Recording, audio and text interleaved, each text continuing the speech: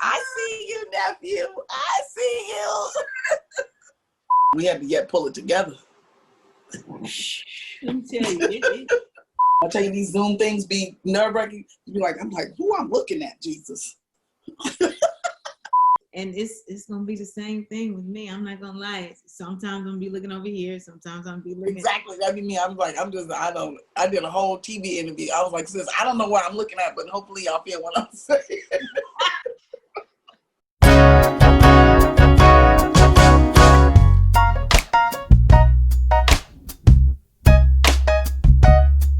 Hey. Oh my gosh, how are you doing in this season? Oh, I have ups and downs. This has been a very blah week for me. So I just surrendered to the blahs and allowed myself to watch a disgraceful amount of television. This plethora of a marathon I did, and every now and again I was feeling guilty. I would go like, I really should be writing. So I wrote like a page that day for my book. Then I just was like, I'm just gonna succumb to it. I don't feel like it. Yeah. I've been very productive this here pandemic, and I just ain't with it right now. You have been really productive. You started a whole new business. Yes. Tell me about the business, because I want to know like the details. So I decided during this little reset time, which is the pandemic, to it's like, oh, because I've been talking to myself internally, like I really want to be a life coach, and I've been talking to myself about that internally for probably like 4 years. So this was the only time this forced shutdown gave me the opportunity to just, well, you ain't got nothing else to do. You might as well sign up for an online course and get some certification. So I did. Can we pause for one?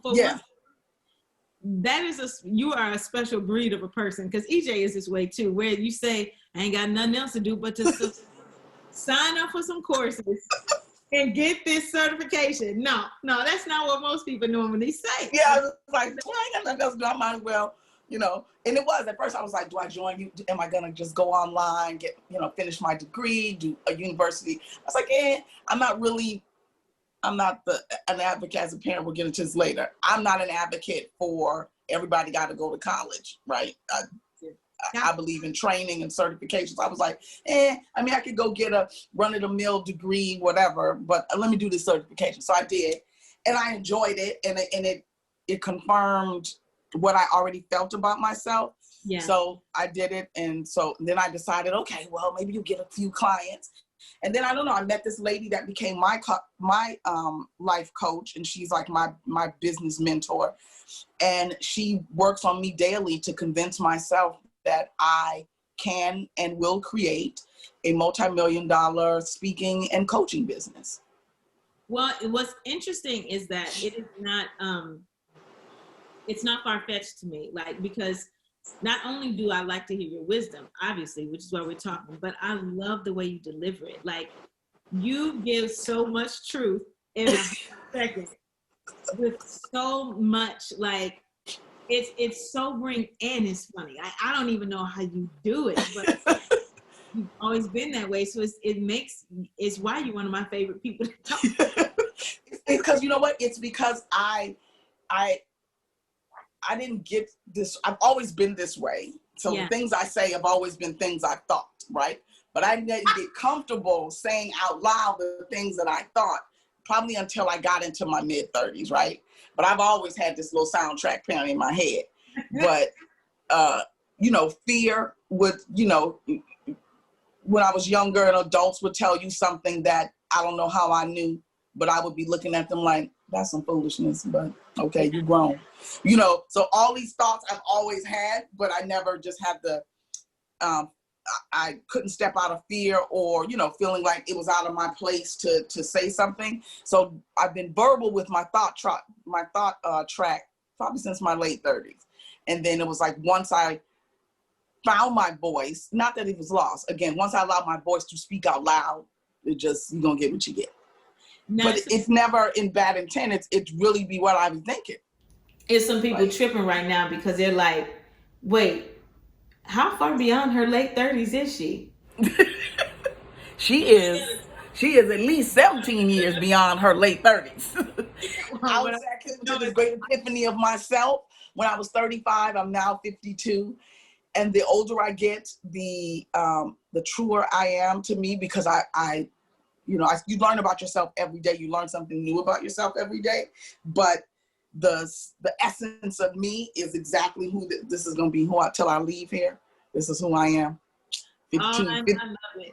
52 strong. This Treiva's what I got to give. So Treiva is what the world's going to get. Pretending is exhausting. Okay. Yes, it is. I'd rather apologize to you for what I said versus pretending that I wasn't going to say what I was saying, or I didn't say what I said. So it's like, it's true. It's true. I love that about you. You really do, like, you say what you mean and you mean what you say, and you're not, even if it's a hard thing to hear, you still have a way of delivering it that's so matter of fact that it's actually still funny. I don't know how that happens, but it's the truth. Like, it's still kind of funny, and you're like, oh my gosh, like she just told me a truth. Like, with what? I gave you last year, and we were like, this is, we live in Franklin. Like, we go to a church where you call your pastor Steve, not Pastor Steve or Reverend Steve. So we were like, this is Trieva, and he was like, hi Trieva, and she said, I'm gonna need this little baby to call me Auntie Treiva or something. I'm too old for this. I'm not with it. I'm not with it. I was thinking, but you're so right. Like, I was not allowed to do that growing up. So yeah. Like, he's sweet and I love him, but he gonna have to put a handle on my name. Me and Gabe did not go to school together. But I was just like, you show right. Like, that's true. And it's like, amen. So, Gaby, Auntie Treiva. It's gonna be Auntie Treiva, it's gonna be Miss Treiva, but we just can't be randomly. A 2-year-old cannot just be screaming Treiva in these streets. Like, wait, what? Let me tell you, I have cousins, right? So I grew up. My parents had me young. So my parents, my mom's brothers and sisters are like my brothers. I call them broncos. My auntie sisters. So their children, because I'm like 6 years apart from my uncle, 3 years apart from one. I got an uncle and an auntie that are younger than me. So our children are the same age. Now, their children are literally my first cousins. Yeah. But I wish they would call me Treiva. It's Auntie Treiva. It's Auntie Treiva. Some of them call me Auntie Cousin Treiva, but they do know that they just not gonna bust out and be saying Treiva. Yeah, I don't call any of my. It's TT, it's TD, Auntie Treiva, Cousin Treiva. A handle has to come before this. It's a handle. I need a handle. I'm gonna need a handle. Right. Other thing for me, though my parents had me young, at the end of the day, my parents were my parents. So there was an age range that I think of. If you more than 15 years older than me, you're gonna get a handle. I'm uncomfortable. Yeah. You're gonna be Miss Debbie. No, that makes perfect sense. You said your parents had you young. How did that affect being a mom yourself? Like, what do you think? What are the, because people always will assume actually the hard parts or the bad things about that because of our society. But what were some of the good things that you took from that into motherhood? For me, the good things that I took were the concept of village family, and understanding the role that a family plays in caring for the children that are blessed to come into their lives. I had a very tumultuous childhood and a traumatic kind of childhood.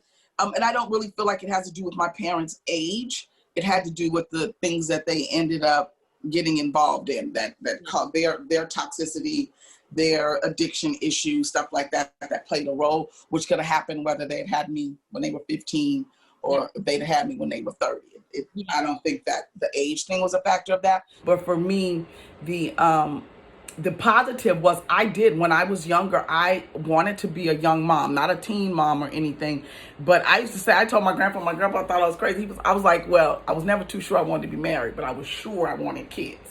I was like, I'm going to have my 3 kids. I want to have 3 kids or so, but I want to have all my children by the time I'm 25. Because when I was doing the math, I still wanted to be I knew that I was going to dedicate my life to my kids, so I still wanted to be young enough to do things with them, but then also when they got to a certain age, sis was still popping, I took all of that into effect. So, well, you are working the plan. This is the original plan. Like you used to tell me, EJ, work the plan. Work the plan. All of this is possible. All of this is possible. This plan, but I did. So, and lo and behold, by the time I was 24, I was married with 3 kids. Wow. And so now that I'm a grandmother, I'm a presumably a young grandmother, but my kids didn't. None of my kids were teenage parents or anything. It's just that I had them young. So they wanted love and family and relationship at a young age. All my children have ever talked about when they were younger was wanting to be married and have kids and all of that. So yeah, for me, it was wanting to, I didn't want to be an older mother. Listen, my hat's off to y'all. I just be like, we tried. Listen, at one point when me and Big Rock got together, we don't have any biological children together, but we raised our 4 kids together, my 3 and his 1. When we got together, his daughter was 9, my kids were 7, 5, and 3.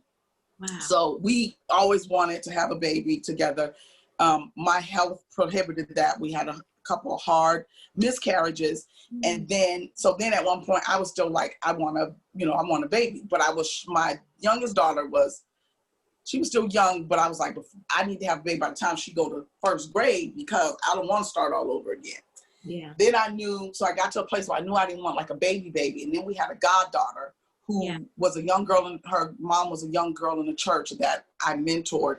And when she was having a rough patch, we would have my goddaughter all the time. Well, one day I was working from home, right?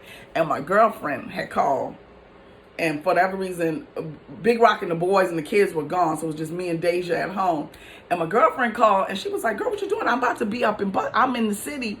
So come on, let's go to let's go have a little lunch, have a spa day. I said, all right, girl, I'm on my way. I get in the car, pulling out the driveway. I look up because my patio door to my bedroom and my husband always fuss, make sure you close the patio door. People can't jump on the thing, whatever. So I look up to look at the patio door and I realize Deja's in the house watching Dora the Explorer.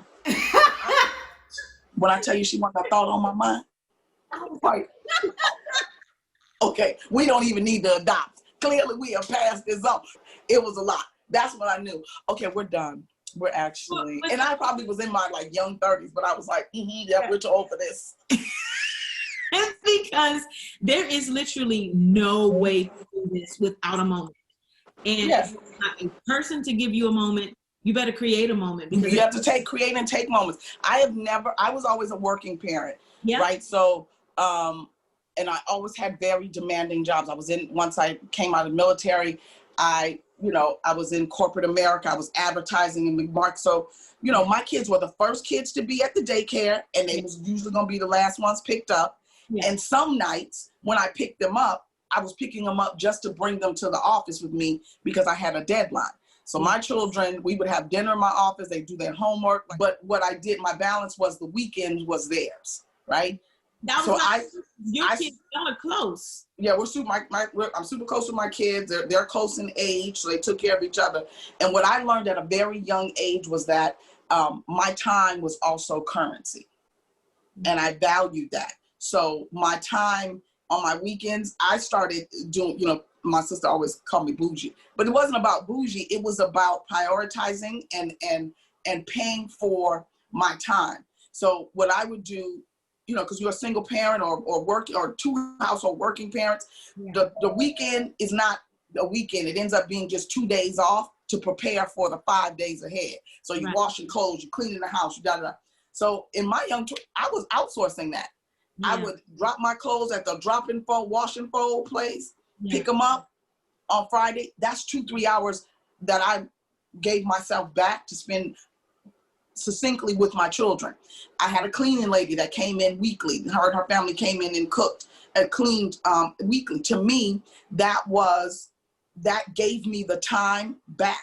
That meant Saturdays and most of Sundays belonged completely to my children. Whatever activities they were in, whatever we wanted to go do, because I wasn't bogged down because I had 6 loads of laundry that needed to be, all of that kind of stuff. So I've always believed in resourcing my time out for things that would give me quality time with my family. And I didn't allow anybody's opinions about that to make me feel guilty or to make me, oh, you bougie. You can call it what you want to, sis. But I'm taking my children down here to the Coca-Cola Center. We're going to visit the Martin Luther King house, whatever. We're going to go and do things versus me being in the kitchen, you know, taking 2 days to get ready for Monday. So yeah, I've always been, you know, and you know, moms at school, you won't be judging me because you made your cookies and I bought mine. I don't care. No, that's brilliant though. Like, especially for working moms, even if you're working in the house, you know what I mean? Like, even in this season specifically, working out of the house, the difficulty that I find that I have trying to find cues so that my kids know when I'm working and when I'm not, and then managing that time and then managing their expectations and emotions and all of that. It's just like, yeah, even if you work at home, that makes sense. Now, people can't come in to my house right now because I'm still on lockdown. I'm not. You're not open. We're not open over here because I have asthma and my baby is less than a year. And there's no way for me to quarantine from him. Yes. From me. So yes. to say we're still not open for business over here. Anywho, I love that idea, outsourcing that stuff, because you and your kids are close now, in a way that is just beautiful to watch. And I'm like, that kind of stuff doesn't happen if you don't plan for it. So you gave them the weekends. Yeah. I do. I'm still very precious with my time. I'm still very, even they're older, my kids are adults. But with my grandchildren, I do the same thing. You know, Harper, I live with one of my grandchildren, so she has my time. She, you know, she understands and appreciates the weekend because we make the weekend a big deal. So what would you say about raising kids in view of also being a good grandparent, like raising kids so that your kids grow up to be good parents and you get to have a good relationship with your grandkids? Did you think about that? Yes. Yes. For me, I thought my parenting style what I always speak about again, my background with my parents was less than optimal. Yeah. So it was, you know, it was abusive. So, and I'm laughing at you for using phrases like an optimal. This is what I know is your redeemed language for like your childhood, and it just blesses me. But anyway, carry on. It was less than optimal. So for me, I learned to parent from my place of lack. Wow. Right. I went into parenthood understanding deeply what it meant not to be treasured and taught and made to feel precious as a child to a parent, especially to a mother and a father, to be unseen. I know what it felt like to not feel loved, no matter what anybody tried to tell you. Oh no, she really doesn't. She's your mom. No, I'm not crazy. I'm not going to take these messages that she giving me to interpret that this is love, because this can't be. Yeah. And I don't know how I knew that, but I knew it. Yeah. I knew that there was nothing my grandmother, anybody could say to me that would make me feel, no, you're being loved. No, I'm not. This is not. I don't know how I knew, but I know this is not what love is supposed to be. Yeah. So I went into parenting with that in mind. You know how when you're little, you know, we'll say stuff like, when I get grown, I'm not going to make my kids eat no stinking broccoli. You know what I mean? So we take all of that from there. I never want my children to question whether or not they're loved by me.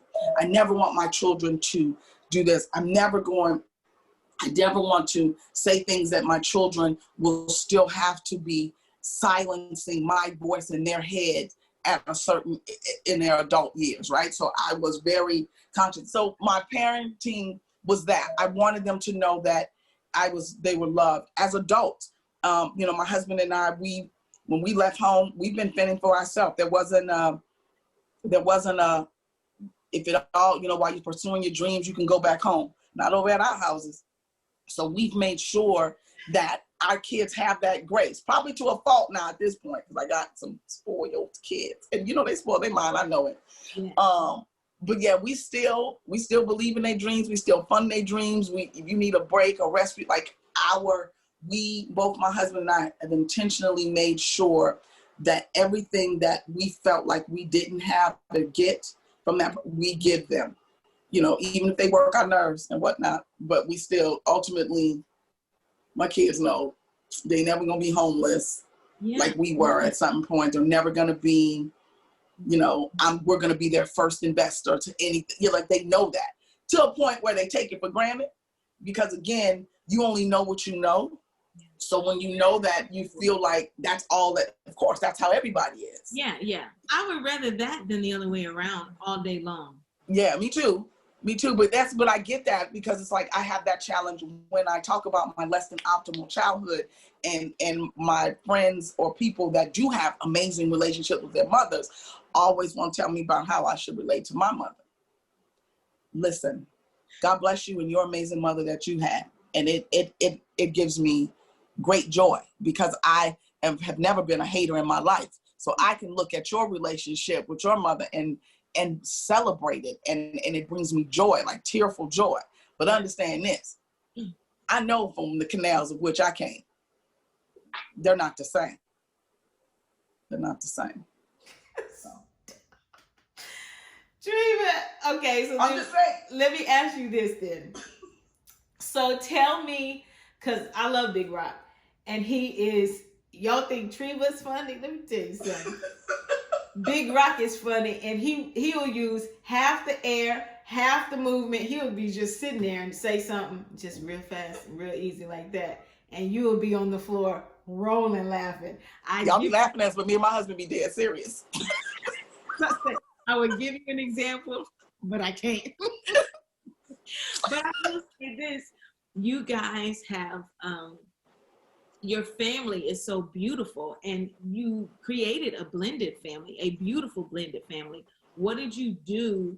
What were some of the things you did to make sure that your family was cohesive? Because it's still cohesive. Like, your kids are grown and your family is still cohesive, as blended as it is. Well, you know, honestly, I made a lot of mistakes in the beginning. Getting married. Again, I was super young. Yeah. When I got married to, by the time I got married to Big Rock, because Big Rock is my second husband. Yeah. But we winged it. You know, I ain't gonna lie. It probably looks a lot better on the outside than what it is at all times on the inside. But we winged it. We was figuring it out as we were going along. I was still young. So as a young 29-year-old woman going from one bad relationship, getting into a new relationship, I probably made my decisions more selfishly than I would now. That in retrospect, which we can all do better in retrospect, but when I look at it, I'm not ignorant to the fact that I should have given my children more grace, and adapted to them differently, allowed them to kind of get into the relationship differently. I would have, you know, not done certain things with my husband at certain points. But basically what's accredited to where we are now, which is still a daily work in progress, is that we openly talk and communicate. And we give the room and the space and the grace for all of us to feel how we feel about a situation. I probably play mediator to everybody, which I do, because all my family love to tell me how somebody else is the favorite, not realizing that they are all yet spoiled. But somebody, or the kids get in with their dad because their daddy. You don't never tell dad da da da da. Yes, I did. I talk to your dad all the time about this. Then my husband, of course, tells me what I never. And of course, they're telling me this when I'm getting on them about a situation, right? they'll say, but you didn't say that. You don't know what I said to them because you weren't there when I talked to them. And just like I'm talking just to you, I'm only going to have a conversation with you about you. The conversation I need to have with your father about this situation, I will have and deal with him about his party that's separate. But everybody always telling Treiva how she ain't talking to the other person. I said, if y'all would talk to each other, y'all would realize that all she doing is talking. So it's a lot of mediation. You know what I mean? It's a lot of mediation. What I love though is you said communication was key. Mm-hmm. These are the things I picked up on that I think are unique and special to what you do that other people don't think to do. And that's, you said communication is key, open communication. Then you said you let people feel the way they feel. People don't do that, especially like if as a parent or in an authority position, you let people feel how they feel. And then you said you talk to people, you talk to a person about that person. Mm-hmm. And that's unique. And a lot of times it's like, I mean, I know you and Big Rock talk about things, but I'm just saying, like, you're not going to one kid about another kid or, Yeah. And so it's kind of like, those are unique things that to me is that's a special sauce. The open communication, letting people feel how they feel, and then deciding to respect conversation enough to have it individually. Yeah, like I'm only going to deal with you about you. Like, yeah. Right? You talk to me about how you feel like that. I'm not, telling you what Bobby did something. I'm talking to Bobby right now. I'm talking to you about what I just caught you. This is about you. And the other thing is that, because things still come up, the kids will bring something up, like, their memory or something happens or trigger. And I apologize. Still to this day, that's amazing. I still will apologize because there are things that I know that I go back in my mind and like, man, Trieva, you really messed that up. So I do, when they bring something to me that bothers them, and sometimes I've gone to them, apologize, and they be like, I don't care about that. That bother me. What I care about is yes, and sometimes that happens. I was like, mommy, why nobody think about that? But when they bring me something, I do apologize to them for them, and I try to get them to see me as human. That's when relationships shift. Is when your children recognize that you are human. And I ask that a lot when I'm doing like relationship shows, and I'll ask y'all, like, when did you first realize that your mother was a person? Yeah. You know what I mean? And so, yeah, with a whole name, because I went years being Big Rock wife. Depending on when you met me, I'm Big Rock's wife or Lil I-Rock's mama. Yeah. Yeah. Trieva didn't get a name till around 2010. Well, no, that's a good question. I was going to ask you, you are accomplished in your career, and from a single mom to blended family, how did you, looking back to even now, how did you figure out the balance for moving up the ladder? Like you told us the balance about, 7 days at a time, but how did you find the balance to move up the ladder, even in the midst of all the family changes and all the things you were creating at home? How do you get to be producer of a TV show? And like, how do you manage that? Well, for me, that happened later in life, right? So, timing. I didn't decide to become a TV producer, and I didn't decide to make a very decisive and distinct career shift until I was 40. I thought about it when I was 40. I executed when I was 41. At that point, my daughter was a senior in high school, and the other two boys were out. We were home, but doing their thing or whatever. So for me, I did that. Other things I was doing were jobs I enjoyed or whatever, but it was work to provide and to care for the family. I think initially, early in my career, I can't even say that I understood that I was building a career and was going up a ladder. I was doing my job, and the manner and the excellence in which I executed my job always opened doors for promotion that I wasn't even looking for. That's what has happened to me each and every time. I think this last year or so, I have actively gone after, I'm going to go higher. I just started doing that. Yeah. I've always just been working. It was really just doing your job with excellence. Always, your reputation always preceded you. Yeah, and then so when I got into this moment, my kids were out of high school, coming in, so I made the decision, I want to move to LA, I want to get in television and film. But even with that, they were forefront at my mind of doing it because of what we're doing. You know, my daughter does hair, so I felt like any door I opened, I got through would be an open door for her. Justin is the consummate, entertainer behind the scenes and in front of behind and in front. He produces television, he's on TV, he produces music, he does music, it's that. And my oldest son, he went to Full Sail, so he was into audio visual. So even in my move, when I decided to make a very strategic move, it was for them. I think that's so helpful and sobering and so many things, so many emotions to hear, because it's, as a mom, you do feel the pressure to keep everything together. And I think what's encouraging is hearing that giving up that opportunity for the sake of your household didn't actually hold you back.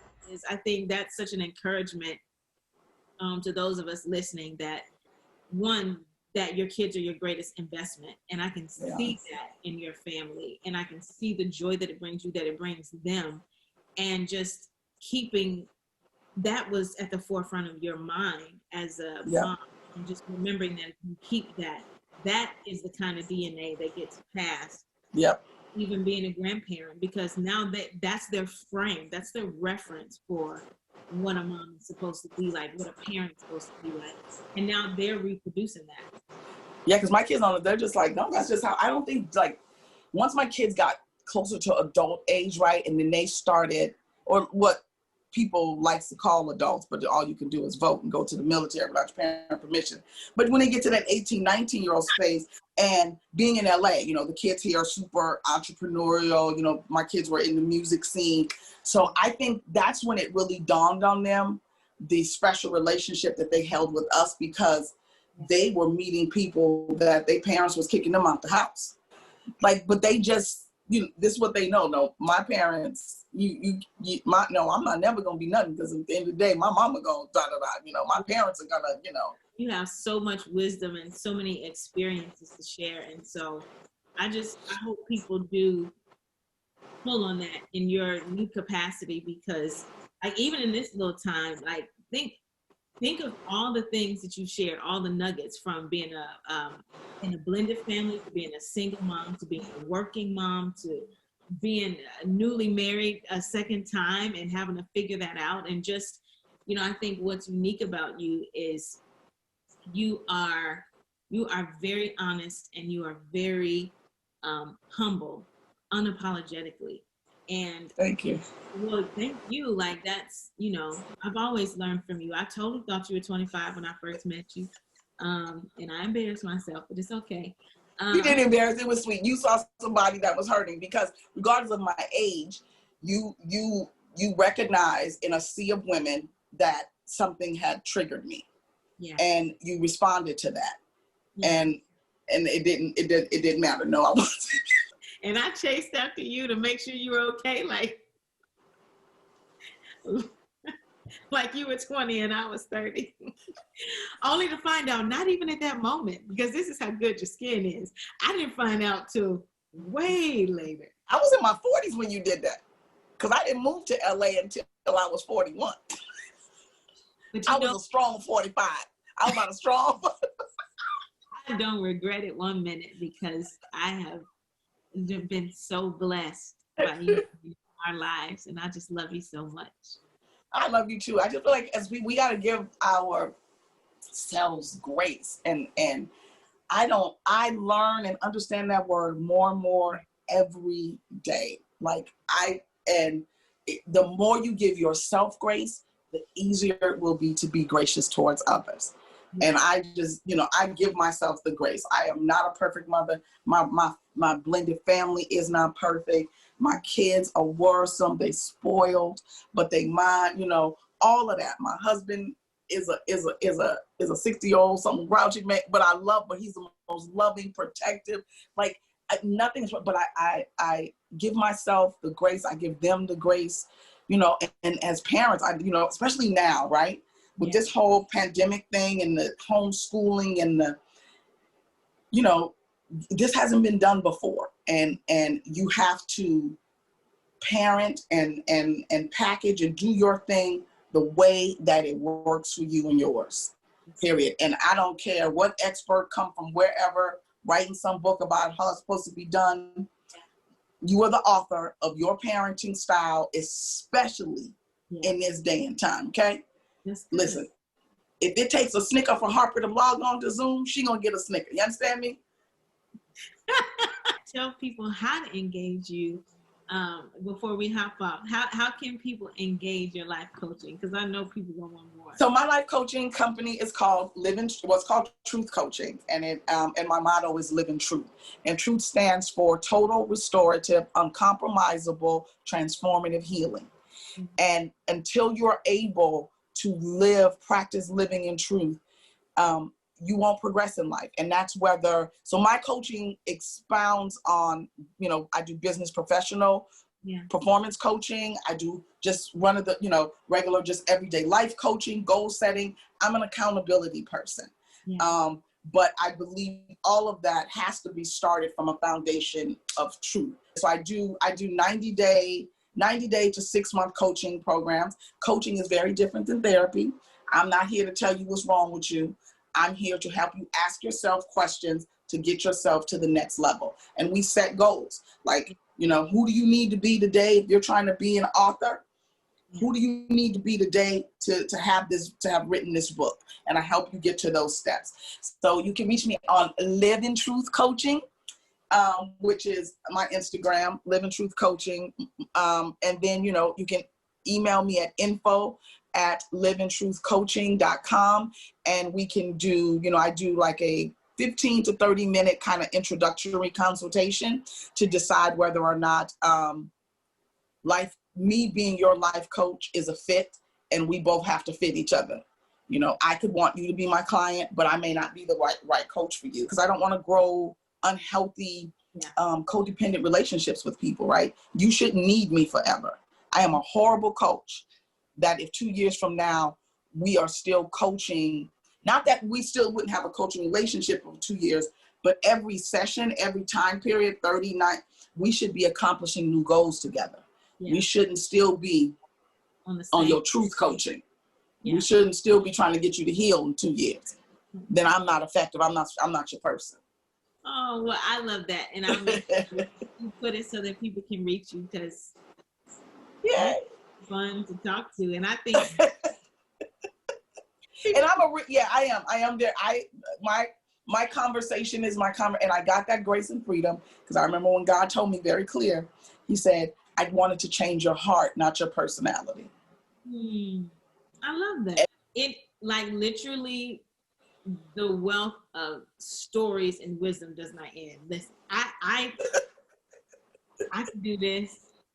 I love you. I'm really hiding. I love you too. I'm really hiding because technically I'm supposed to be doing some other things, and now I'm like, anyway. Let's keep talking. Oh, but I love you. Thank you so much for taking. I love you too, friend. I love you.